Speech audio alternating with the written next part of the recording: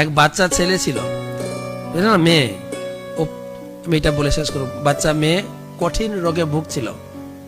কি একটা রোগ হয়েছিল ওর, তো ডাক্তার দেখে টেকে বলে দিয়েছেন 5 বছরের শিশু মেয়ে, বাঁচানো যাবে না।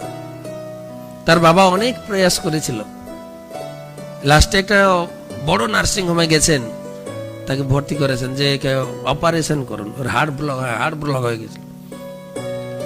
তখন ডাক্তার বলেছিলেন যে আমরা করতে পারি, কিন্তু চান্স নেই, কিন্তু চান্স খুব কম। বলে চেষ্টা করুন, যদি চলে যায় চলে, এমনিতে যাবে, একটু চেষ্টা করুন।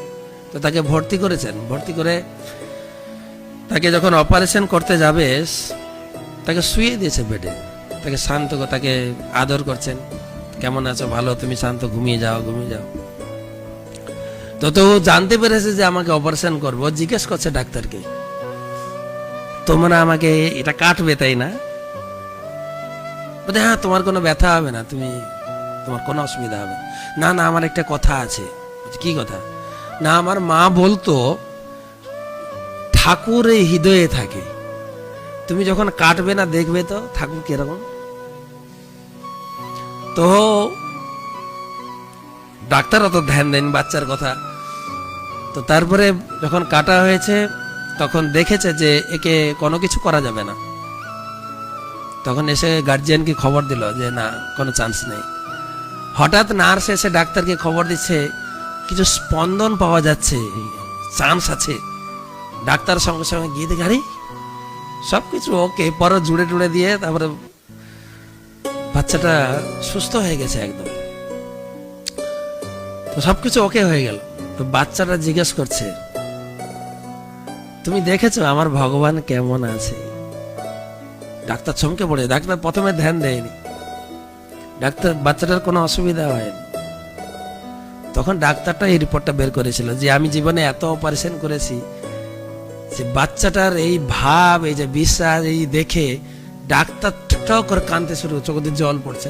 এত বিশ্বাস, এই ভগবানের কৃপায় এই কাজটা সম্ভব হয়েছে, না হলে কিন্তু এই রোগীকে বাঁচানো সম্ভব নয়। বিশ্বাস, সরল বিশ্বাস। একটা ফ্যামিলি ছিল, একটা রিপোর্ট বেরিয়েছিল কয়েকদিন আগে, বছরখানেক আগে, আফ্রিকার কেপ টাউনের একটা ঘটনা। একটা ফ্যামিলি ছিল, পাশে একটা ইস্কনের মন্দির ছিল, তারা যেত, ইস্কনের মন্দিরে যেত। আর বাচ্চাটা, সেটা শিশু, এরকম 4-5 বছরের শিশু মেয়ে, ও নরসিংহদেবকে তার খুব ভালো লাগতো। নরসিংহদেবের আরতি তার খুব পছন্দ ছিল, নরসিংহদেবের প্রার্থনা তার খুব পছন্দ ছিল। নরসিংহদেবের প্রার্থনা মুখস্থ হয়ে গেছে। স্কুলে গিয়ে বাচ্চাদের, তার বন্ধু বান্ধবদের বলতো, আর বলতো লায়ন গড, এই লায়ন গড ফ্রম ইন্ডিয়া থেকে এই লায়ন গড, তার প্রার্থনা, তিনি কিভাবে আবির্ভূত হলো, সব শিখেছে কোথা থেকে, আস্তে আস্তে শিখেছে। তো যেখানে যায় লায়ন গডের ছবি দেখায়, লায়ন গডের কথা বলে, আর এই প্রার্থনাটা করে, তব কর কমল বর, এই গানটা করে সবসময় প্রায়, এই বিশ্বাস তো করছে। তো একদিন ওর রাস্তার পাশে বাড়ি ছিল, রাস্তায় খেলাধুলা করছে, একটা বল নিয়ে খেলছিল, হঠাৎ একটা হ্যাভি লরি এসে তাকে মেরে দিয়েছে, প্রায় 20 মিটার দূরে ছিটকে পড়েছে বাচ্চা, বিশাল লরির ধাক্কা। তার বাবা গিয়ে দৌড়ে তুলে গিয়ে তাকে নিয়ে নার্সিংহোমে ভর্তি করেছে, এবং ইমার্জেন্সি কাউন্টারে গিয়ে ভর্তি করেছে, একদম ইমার্জেন্সি কাউন্টারে গিয়ে ভর্তি করেছে, আর বলেছে যে এর লরি অ্যাক্সিডেন্ট। তো সঙ্গে সঙ্গে ডাক্তার তাকে ভর্তি নিয়েছে এবং এক্স রে বিভাগে রিপোর্ট করেছে যে তাড়াতাড়ি এক্স করা, কোথায় কোথায় ভেঙেছে, কি হয়েছে দেখো। এক্স রে রিপোর্ট নিয়ে এসছে, ডাক্তার বলছে এক্স রে রিপোর্টটা দেখে কিছুই নাই, রিপোর্ট একদম ফ্রেশ। তখন নার্সকে বলছে, আরে এই মাত্র যে বাচ্চাটা ভর্তি হলো, ওর রিপোর্টটা চাই। বলছে ওটাই ওর রিপোর্ট, ওটাই রিপোর্ট। বলছে একটা মজা করার সময় নয়, কিন্তু ইমার্জেন্সি বাচ্চাটাকে বাঁচাতে হবে, রিপোর্ট আছে। বলছে স্যার এটাই ওরই রিপোর্ট। তখন অবাক হয়ে গেছে। তখন বাচ্চাটাকে সে নাড়াচড়া করে দেখছে কোথায় কোথায় ভেঙেছে কিনা।